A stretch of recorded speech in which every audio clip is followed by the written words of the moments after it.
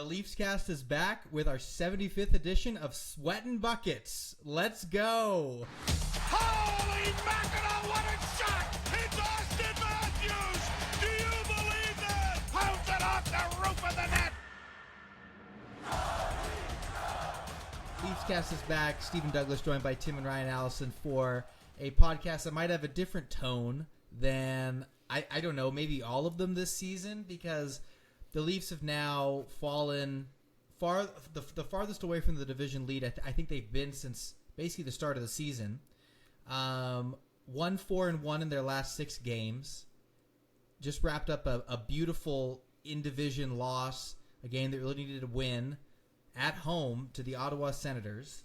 And it's time to get into it. It's time to talk about what's going on. I would say part of the issue is like it's been coincidental this year. Is like often the podcasts that we haven't been available to record are the ones coming after the Leafs have been on a rough stretch. So it is. I feel like we haven't had too many negative Nancy podcasts done so far. And then even our last one, I was listening back to it, talking about the trade deadline, and we were so hopeful. Like Brad went out and spent all these picks. We had like defined holes at like right side D and third line center. Both of those looked to have puzzle pieces that would fit in. And so we had all these expectations. And if 20 years of being a Leafs fan has taught us anything, expectations lead to pain. I don't know. It's the problem is that like we're losing all these games right now. We're kind of on a reverse heater. What's that called? A cooler? We call it an 18-wheeler off a cliff. No, that's we're not quite what that. We are. We're not that bad, but it's like we've certainly lost not. all these games and all the games against the best teams, like the teams that if we want to be real, we got to be playing. You know, you got Colorado in there, and we played Florida and lost, and we just played Ottawa, who's like ramping up, and they're on a heater themselves. Can't beat them. Like Vegas too. Yeah, it's the teams that, you know, it feels like the trade deadline is later in the year than it usually has been, and it feels like now all of a sudden we're near the end of the year, and this is exactly the time that you don't want to start sucking, and we're losing. We were kind of playing poorly, but still winning a few games before the trade deadline, but now it's been probably like a month that we just haven't looked very good, and now the losses are really catching up to us. Well, since the Four Nations break, really, and I don't know if there is a positive way to spin it. I mean, we were a little bit positive. Well, we were pretty positive right after the trade deadline. I think part of it's because, you know, you got these shiny new pieces and a lot of optimism, and then it really hasn't worked out. And yeah, I don't think there's a positive way to spin it, because the Leafs are in that group of teams in the league where it's like, skip the regular season and we'll see what happens in the playoffs, right? And we got a little bit of a taste of that this week. Not necessarily like conference foes, but yeah, when you go to Vegas and you lose 5-2, and then you play the Avalanche on Saturday night and you lose 7-4, right? And then you play Florida, a game that we talked about last pod. You really needed to win if you wanted to have a shot at this division, and you lose in regulation there, and then you lose in regulation again last night.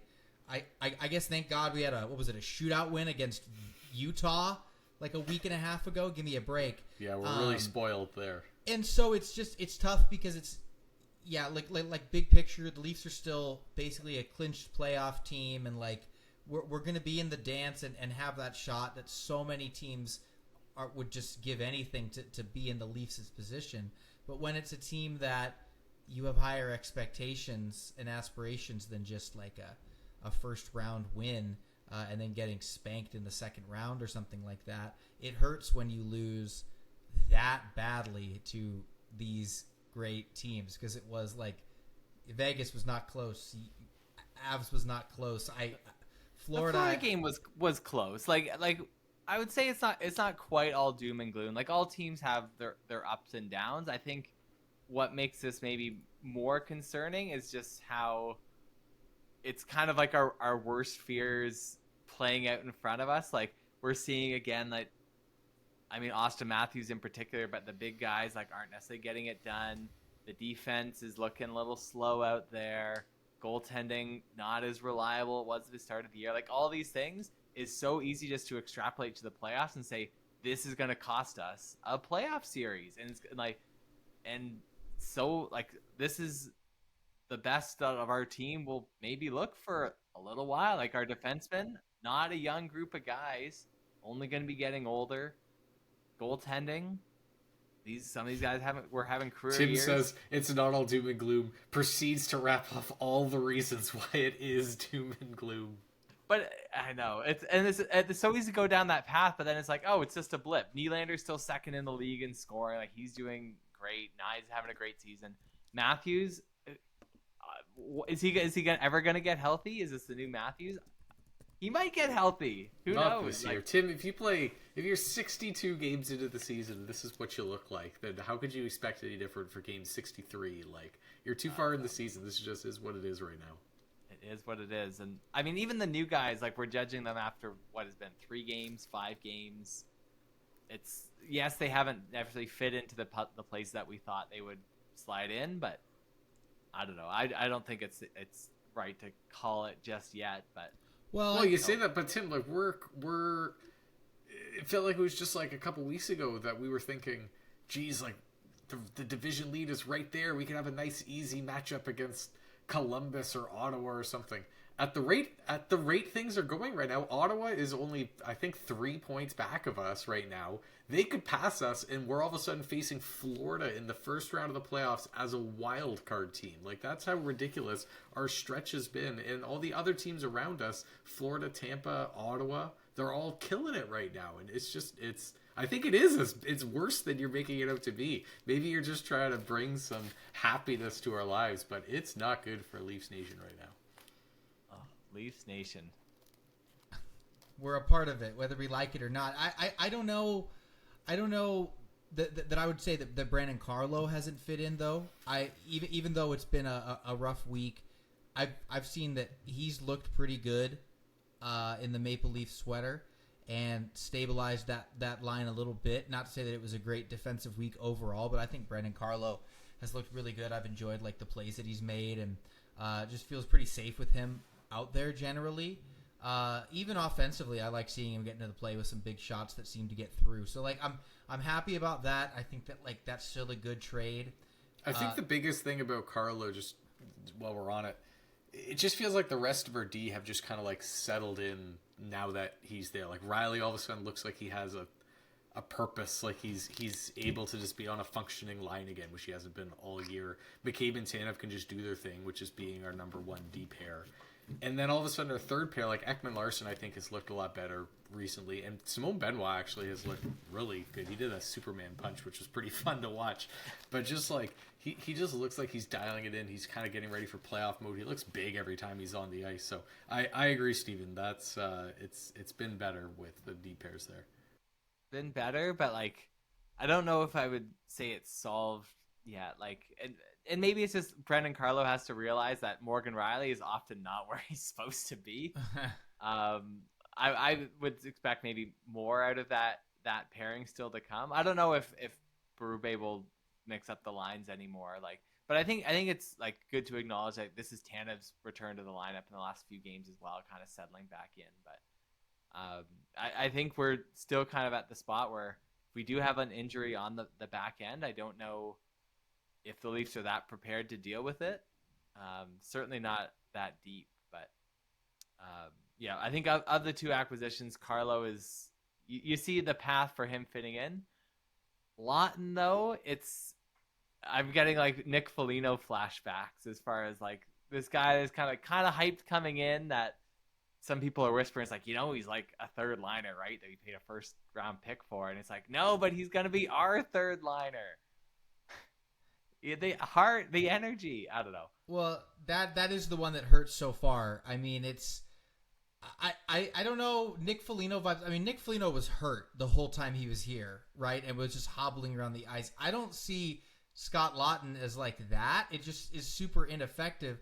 It's kind of like exactly what I said on that last podcast we did, where I was like, even though you bring Scott Laughton in, best case scenario, if he's like exactly what our third line needs, do we have the wingers that are able to support him alongside? And so far, like, that hasn't been the case, because, like, I don't see these wingers that are like dragging Scott Laughton into any of these plays either. The whole situation just seems pretty out of place. The best it looked was last night with William Nylander, and you don't get any points for playing with William Nylander, who's second in the NHL in goals. I think he scored last night too in the game against Ottawa, but it's just like he scored, but he like scored by himself. Like, that's wasn't that line generating? Well, that's what I was thinking though when they put those lines out, where I was like, you know what, Willie on his own will make something happen on that line, and it's at least a somewhat effective offensive third line. And so like I suppose for that it was good, but I don't know. I guess for Scott Laughton, like it can't get any worse than this, right?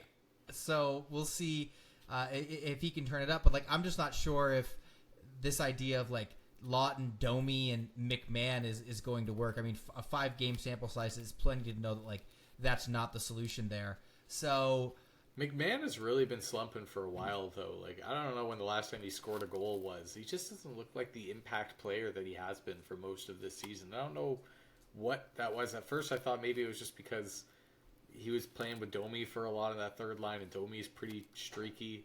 But now it looks like he can't cut it on the second line with Tavares. He can't cut it on the third line. I don't really know.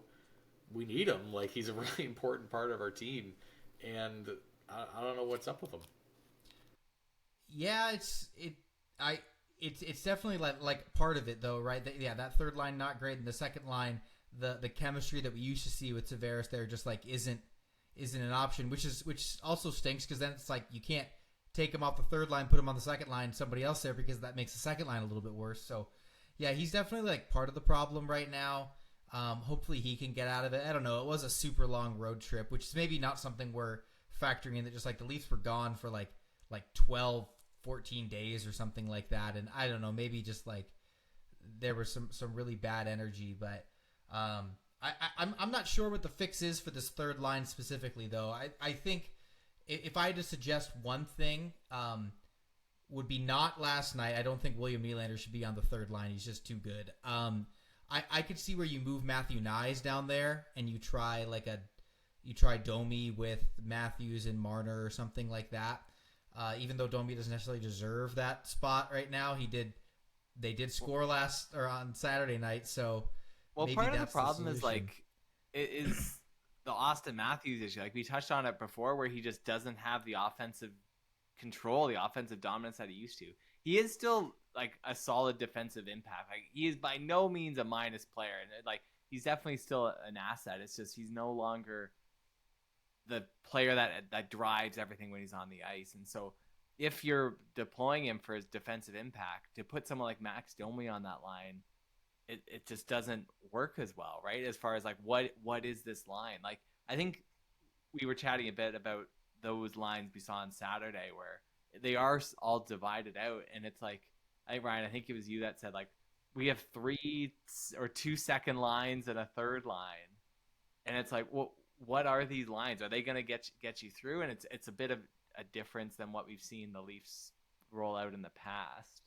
But if the players were all playing well, that's like 2 first lines, right? Because it's it's larceny, as Joe Bowen would say, to suggest that a line with Mitch Marner and John Tavares on it could be considered a second line. Like it shouldn't be, right? But when they're playing the way that they are, yeah, it looks like it. So like I applaud Craig Berube for giving it a go, but no, not the solution. I was big mad that it didn't work out, because that was like, I don't know, that was as balanced as you could imagine it.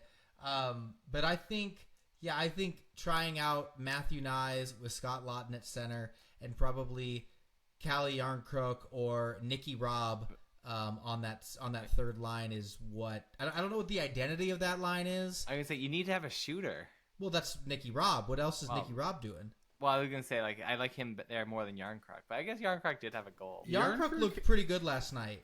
I agree. He's just, I feel like 2 games he came back, I was like, well, this guy's not going to mean anything. Then since then, he's really turned it on. He just looks like NHL top 6 winger to me. Like I'm very impressed with Yarncrook and his return. I'm ready. I'm even ready to sign up for Tavares, Nylander, Yarncrook again. Like every time they're on the ice together, I'm like, man, this guy, like the goals he scored, I think he has 2 of them so far. It's like, geez, this guy can rip it. He's the shooter, Tim. I will say that I think for the most part Willie is exempt from this Leafs forwards all suck and are slumping, Willie is still pretty much awesome all the time. A big Even part Marner. of the... Like Marner's had more ups than downs, I feel. I don't know. I'm going to go off the last 2 games exclusively and forget everything that happened before that. Not good.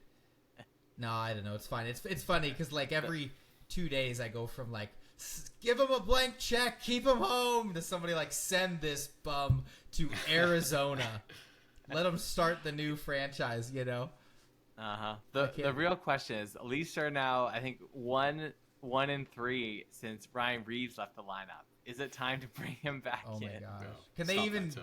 Can they do that financially? What happens there? Like, Hey, trust in Pridham. He'll make it work. well, I mean, the fourth line though with like Lorentz has been somewhat rough offensively. Camp wasn't even in the other night. I suppose like it's anybody's job back there, but Well, even Robertson's had a couple games. do we emergency pod if Ryan Reeves comes back in? Maybe just Tim. Just Tim gets on the mic to talk about Well, then it. we have to see if we win or not. Oh man, it's rough, and even Stolars and Woll like not as strong as they once were. I think a big part of that's obviously the defense in front of them just not being quite as great. But yeah, real doom and gloom in Leafland right now, and I don't know. It has the potential to get better, but yeah, like Tim said, it could get worse to where we fall to a wild card spot and are facing the Florida Panthers in the first round or Tampa, which I don't know, man. Like whatever, because if we're not going to win the division, we got to go through probably both of those teams anyway, right? Like on our way to That's to why the it was so spot, 'cause important to win the division, and they pooped it away. Yeah, and like Ottawa winning last night was like crazy game. The Leafs just looked lazy. They looked lazy and slow. I don't think that like they're quite as bad as they looked last night. Like they looked great in the last 6 minutes of the game. So it's like maybe it was just Yeah, you get an extra power play in there, and like maybe that's the difference. Like all these games that they've mostly been in. Like yes, the bounces haven't gone their way, but it's there's just enough that's not going our way that makes you worried about. Well, they've had the lead in like all of these games, Yeah. right? So it's not like they haven't shown up and they just got blown out of the water. Like they were leading all these games at some point, and then just either didn't shut the door or let the other team back in. Even our one shootout win, we were winning 3-0 at one point in that game. Like it's just like these tendencies that you're seeing sneak back into the Leafs game. It's just not the kind of stuff. It's the last things that you want to see coming back as playoffs draw near. It's not like they're right around the corner. It's not like we only have a couple games left. There's still like 18 games left here, so maybe they're able to iron these out and get back to their winning ways.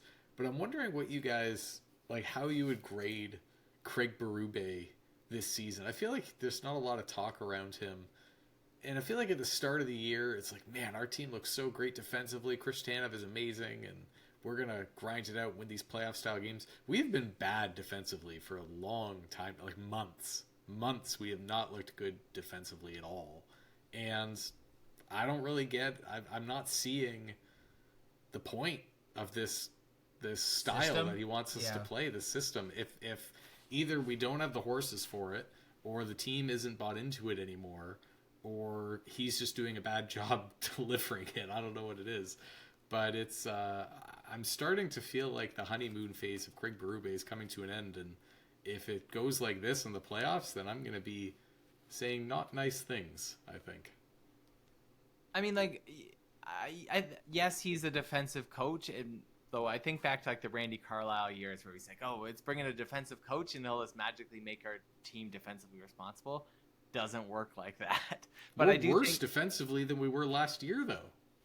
Yeah, well, no, so that's what I'm saying. Like, it's still a bit of a personnel problem. Like, you can only have him do so much. But what I am worried about with Berube is just like the number of bad dump and chases. It's something that's like, I don't know if it's my pet peeve, but these guys throw the puck in there and just watch the other team go get it. It's like, great, you've thrown the puck away. It's like, if that's the style you're gonna play, you gotta play. Yeah, I totally agree. Even just the games we just watched against Florida and Ottawa, their tenacity on their dump and chases, it's great. They're sending like 2 guys into the corner and they just like plow our guy over and get the puck. And it's just like, it makes it look like, man, how do you keep up with that? And then we do the dump and chase and Marner just like lightly taps the guy on the shoulder and skates away.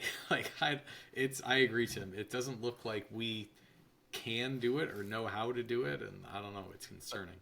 But like Ryan, I remember we talked earlier in the year and saying like, oh, John Tavares is excelling because of this Craig Berube system, and so like, obviously we have other players that can thrive in other systems, maybe aren't the best, but like, I don't know, is it like the question of like, do we not have the horse? Like the fact that we did look so good in the past, like the first few months of the year, it's like we know we can play that style, and maybe it's just these guys have the mid-season blues and are just like, we're gonna make the playoffs, and it's hard to get up for these games. And like, they missed mid-season 20 games ago, Tim. That was the time to have. Not saying they're right. Blues, jeez. That might be part of it though, because we are in a little bit of the dog days of the season, and they're not necessarily getting blown out in all these games, right? A 3-2 loss to Florida. I think it was 3-2 loss last night, Saturday night. You know,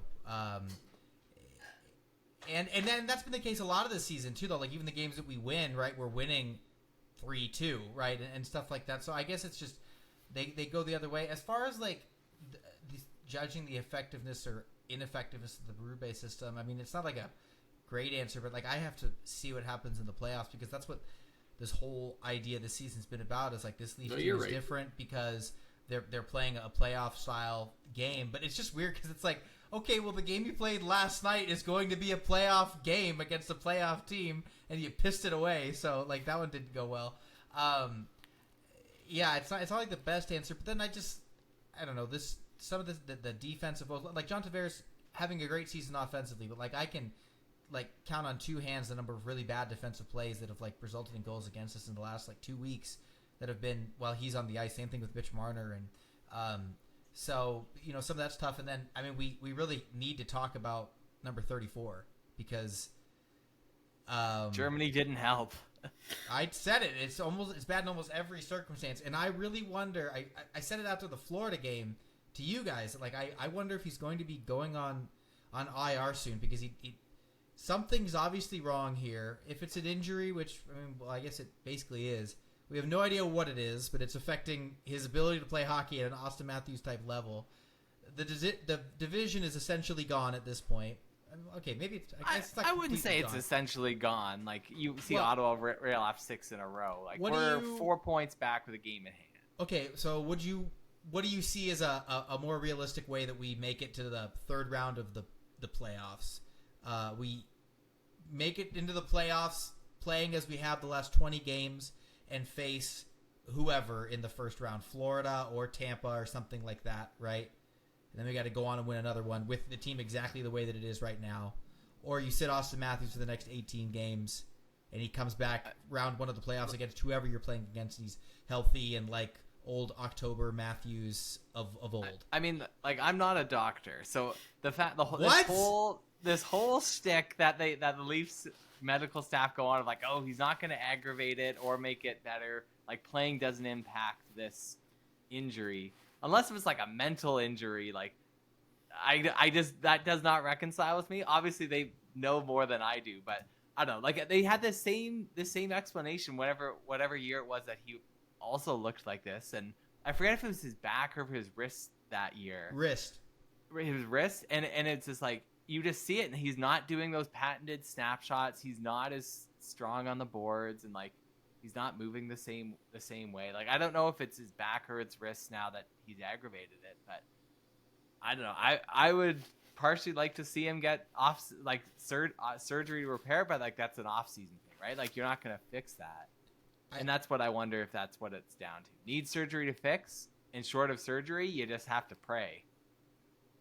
I think the assumption's that it's a back injury of some sort at this point, because I can't think of a body part that affects your entire ability to play hockey besides like your back, right? I mean, in speed and shooting, and both of it just seems bad. I mean, like it's not like he's a bum, right? Like he has like almost 30 goals or something like that on the season. Decent chance he ends up with 40 or something. Like that's, but when you're talking about a guy who the entire offense essentially goes through, right? He's still leading the Leafs in shots and shot attempts and absolutely everything. And these are the results we're getting where, we have Mitch Marner who gets second fiddle looks for all of those opportunities and is second in the NHL in goals right now. And so I really hope that's the direction that they go into. The Leafs play fine without Auston Matthews on a very regular basis. And I think he needs to sit down and rest because even when he's not looking like, like just not playing well and not making the right calls, he looks tired out there. He looks exhausted. I wonder if it, he's our captain. That's new this year. He's never been our captain before. And I wonder if they're at all worried about saying, you know what, we're going to sit our captain, the face of our team, the greatest player this franchise have ever seen. We're going to take him. We're going to tell him to sit the next 18 games because the division lead is lost. Like, that's kind of the messaging you'd be giving to the rest of the team. Basically saying, like, we give up. We're going to finish where we finish. You guys aren't going to get it done. And we're just going to try and be ready for playoffs of whoever we face against. Right? We're going to take the captain out. He's not going to be battling with you guys anymore. And I wonder if that's a part of it. Because I think that does mean something. But I'm sure it does mean something as well. Like, when they made him the captain, they didn't anticipate him having a 30-goal season. Like they expected him to be leading the team, to be dragging them into the fight every night, to be scoring 60 goals at minimum. And he hasn't done that at all. So I don't know. It's shaping up to be the worst season of Auston Matthews' career this year. Well, I mean, what I would be interested in knowing is how much is this being driven by the Leaf staff versus being driven by Auston Matthews? Like, I think we all remembered like Jack Campbell, who like literally cannot walk, and he's dragging himself onto the ice and just like sitting in the net because he can't stand up and still like, oh no guys, I got this, I can play. Like, is this Auston Matthews? Or I mean, we saw it with Matthew Tkachuk as well, like saying like, oh, I know I can, just lying to the doctor saying you can play. Like, is this Matthews underplaying to the doctor how hurt he is? But surely the Leafs, like, they've given this man tens of millions of dollars. They're not gonna like let him do that. I don't know, right? I don't know if it's like as much of a mental thing as much as it like, because even we see like Berube, like he's still playing 20 minutes a night. So last night was the first time in a long time that it was 3 minutes to go in the game or 2 minutes to go in the game or whatever, and I see them keeping Auston Matthews out there like they do in these like dire situations in games where he does like a 2.5 minute shift. And I was begging them to take him off of the ice because I felt like somebody else would be more effective. Because he looked tired, and he's just not what he used to be. Like, I had zero faith that he was going to score a goal in that situation, and he didn't. So, I think that's the key. And, like, when it comes to this message, we have no idea what's wrong with Matthew Tkachuk. He's basically the captain of Florida, and they're doing the same thing with him. They're sitting him, yeah, but they've got heart. The Avalanche's captain hasn't played in, like, 22 months. Logan Couture wasn't there for the Sharks team photo today. I saw that online. Like, I don't know that the team is really going to be like, this sucks. Let's just lose every game and like miss the playoffs this season. I think they'll see Auston Matthews in that old Wayne Simmons chair where they're repairing bone, stick it in his body, and get him ready for the playoffs.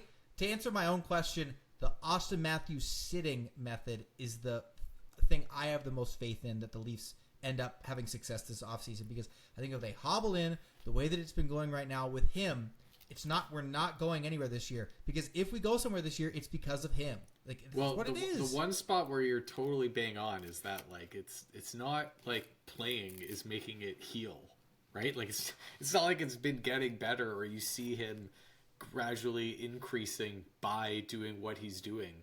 And we did see after he came back from Germany, there's a brief stint where it's like, oh, old Auston Matthews is back. He looks great. And then he went to Four Nations and got another injury, and now he looks no good again. So I don't disagree with you, Steven. Like, we probably would have a better shot in the playoffs if Matthews was more healthy, and whether or not he's going to get more healthy by not playing. You'd think that's true, but I asked my best friend Tim, who's a doctor, and he said that it's the way it works. You rest and you get healthy. So No, my best friend Tim is confirmed not a doctor. So I don't not know a doctor. I don't know which doctor. different Tims Sorry. I think we're talking to. Okay. Listen, if the Leafs sit Auston Matthews, they will make the playoffs still. They are Probably. they're making the playoffs with essentially not Auston Matthews right now. So if they actually have not Auston Matthews right now, and you throw Ryan Reeves to that top line center, right. 1C, then I think that's the best shot. Because, like, they're not missing the playoffs. Clip that. They're not missing the playoffs this season. I think we're up, like, 12 points or something like that. Like, we're going to make it. It's just, you've got to be right. And I don't know. I don't know what else to say besides that. I think you look at, like the stretch of teams. The Leafs lost to the Sharks a couple weeks ago, so maybe not. But, like, the way the schedule plays out, you play Calgary, you play Colorado. That's a big game. But after that, you have a fairly long stretch of, fairly long stretch. You have maybe like a few games that are like no real top contenders in there. Mostly out of the playoffs or fighting to get in. How silly is it, though, that we're at game 62 and we're like, oh, I hope that we get a few teams in a row that are bad to get our confidence back. Like, 20 games from now, we'll be in the playoffs. To win the Stanley Cup, you have to play 24 straight games against the best teams in the entire National Hockey League. Like, that's the job. I was thinking more of those are the games to sit Matthews. Like, if you're going to sit him after Wednesday, and then you can watch the team lose to some embarrassing teams. Load management. Load management. Maybe That'd be interesting. That'd be interesting. Because again, going back to the Saturday night loss, but as I'm staring at myself in the mirror, like, wetting my face, I'm just, like, thinking about how, on paper, this team is healthy. Right, we have our starting goalie, we have all of our defensemen, we got every forward that we plan to have in the playoffs is there, and you couldn't get it done. So you've got to do something to shake this, because even though we do have a lot of cupcakes coming up, like we've got Florida 2 more times, we've got the Avalanche again. I bet we're gonna see Tampa at least once. Like, there are those measuring stick teams that, I don't know, if you get a win against those, your confidence is higher going into the playoffs. And well, even so, like, you just rattled off, we play Florida twice and Tampa once. If we win those 3 games, like, that's back to first place in the division is basically what that is, right? So it's not like it's all lost. It's not like we've lost so much grounds that it's over now. It doesn't look, this team is not a team that gives you confidence to say that they will win those games. Whereas Tampa, the way they're playing, Florida, the way they're playing, they say, like, these teams are gearing up for playoffs and they're ready to go. We've seen in previous years the Leafs behave one way and then they try and flick a switch and try to win all of a sudden in the playoffs. It doesn't work. Like, you need to come in rolling and hot. Like, it's the hot team wins, and we're not hot. We're cold. Well, but you remember, though, when Tampa was the hottest team in the NHL and they got swept by Columbus in the first round? I don't know. I mean, I could see it. I could see it where they're just dog days of the season. Everybody decides to turn it on. I mean, Max Domi decided to turn it on last night. Like, it could happen. I'm all over the place right now. I might need to just get off. Like, we've talked a lot about what's not working for the Leafs, and short of like some miracle of Auston Matthews getting better, however that happens. Quick side note: if there are any doctors listening to this Leafs Cast podcast that can tell us how playing is going to make this injury better, please email us and we'll get you on the show. Get you on the show? Love a whole segment. We'll have a segment. Tim's doctor friend. Teach us doctor ways. Oh no! Any doctor, any generic. It could be a PhD in something. Just anybody. Tell me how playing makes it better. What do the Leafs have to do to be better? Like, we've talked about all these things that aren't working, but is there anything that you think has to change for them to make it work, or is it just they have to just be better? I think Craig Berube needs to be more motivational. Well, I think going back to shaking up some of these lines, right? If you go into this is a negative way to look at it, but like if Auston Matthews is just not going to be what he is, or what he used to be, right? And we go into the playoffs and he's exactly as he's been the last 20 games. You have to build the lineup around not expecting that line to score 30% of your goals. And so that Scott Laughton line is going to need to work. So that's why I think moving, Matthew Nyes down, who's got like basically as many goals as Auston Matthews this season. He's exactly as many goals as Auston Matthews this season. Yeah. So I think moving him down there, Max Domi up to the top line, could work. I think that could work. I think that can make a big difference. I don't think that you move William Nylander and John Tavares away from each other. I think you put Calle Yarncroke up there, and then that's your top six. And then as far as who plays with Nyes and Laughton, I think it could be. It could depend on what the game needs, I guess, right? Like I think you get Nicky Robb into the lineup either way, whether it's the third line or the fourth line. And if we need a goal, he's on the third line, and if we have a goal, he's on the fourth line. That's a great way of looking at it. I would say, has Nicky Robb passed Bobby McMahon as far as like need a goal thing, or until he snaps out of it? Some of the best Bobby McMahon plays when I can think of have come from the chem he had with John Tavares earlier in the season, and then when he was mistakenly put on the fourth line and told Craig Berube to shove it, and like I'll score by myself alongside Ryan Reeves and David Kampf. So he could still do that, I suppose, by himself. But because I guess in this situation, I'm putting Bobby McMahon on the fourth line. If I'm suggesting on the fourth line, well, that's how it's going to be. That's better than the press box, Tim? He's my man. Yeah, wait. How about Tim's man, Max Pacioretty, comes back from Robidas Island and contributes something to this team? We need that. He was the top 6 guy while he was here for 30 games. I don't know if I'm with you, Steven, for Matthew Nyes to the third line, just because I think he's our only left winger who can play on the top 2 lines. Like, I feel like you're robbing both of those lines of the talent that they need to move him down there. I don't know if I'm with you on that, but I am with you on, I think that if I'm going to pin this on someone to say we got to figure this out, it's the coach. And like, I guess he took a bold swing and putting Nylander on the third line and tried something really dramatic. It lasted less than a game, but I feel like it's just something. It's when all your players are not working. When I can list off 5 players without even thinking that are underperforming on this Maple Leafs team, like it's not good enough, and he needs to reestablish the identity. He needs to drill it in these guys' heads, get them to wake up and actually start playing games, because like these are meaningful hockey games. Like we're not at playoffs yet where we can just like mail it in the last 2 games because they don't matter. Like it's still a lot of hockey left to play, and there's a lot to play for. And I put on him and the goalies. The goalies haven't been good enough recently. Both Wall and Stolarz have taken a step back, so they need to bring it up to their standards again. Yeah, I think goalies, it's the worry of like neither guys have played as many games as they have in this season, and so hopefully down the stretch they can drink some rejuvenating waters or something to get that spark back there. Like Mike's secret stuff? Is that what you're suggesting? Mike's here? secret stuff is what they need. Well, I can think of 4 other guys that need that water bottle as well. 2 of them on the Leafs cast. Oh, jeez. Do you think Berube ever thinks back to those 3 minutes in training camp where he was like, I wonder if Nylander can play center? And then the experiment ended. No, I don't think we see Nylander at center. That ship has sailed.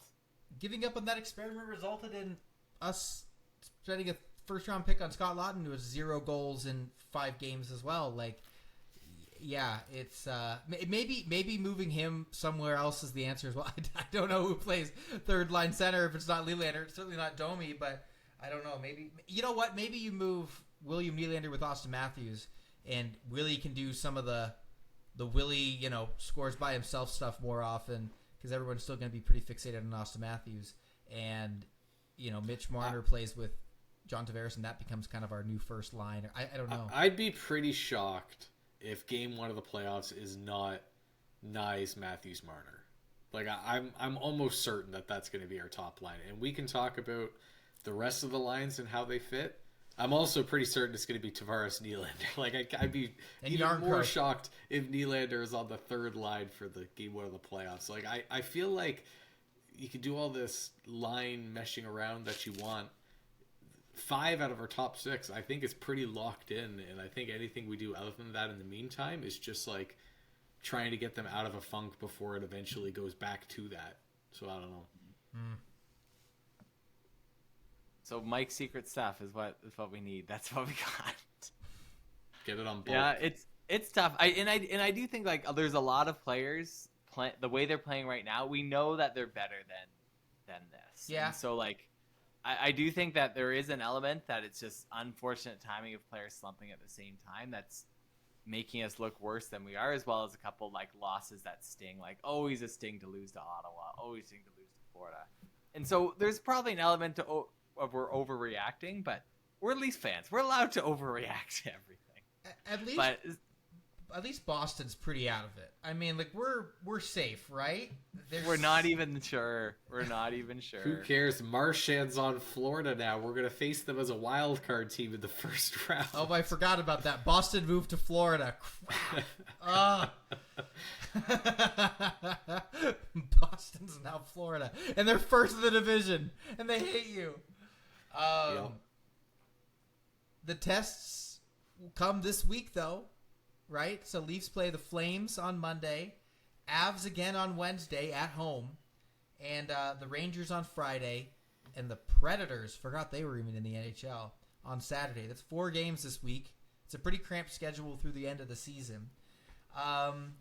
And get a couple home games in mixed in there. The guys can rest up and hopefully snap this, right? I mean, like, there's a couple of beatable teams in here. I mean, you know, you could knock the Rangers completely out of playoff contention, maybe going on Thursday night, and I mean, the Rangers are currently holding on a wild card spot. I think that's what I'm saying. Knock them out. Another playoff, you know, like end New York's dreams or something.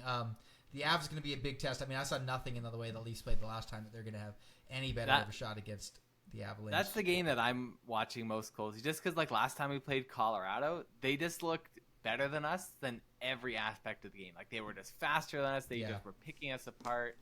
Every level they were better than us. So I want to see like a bounce back game. I don't even care who it's against. I just want to see the Leafs be better than the other team.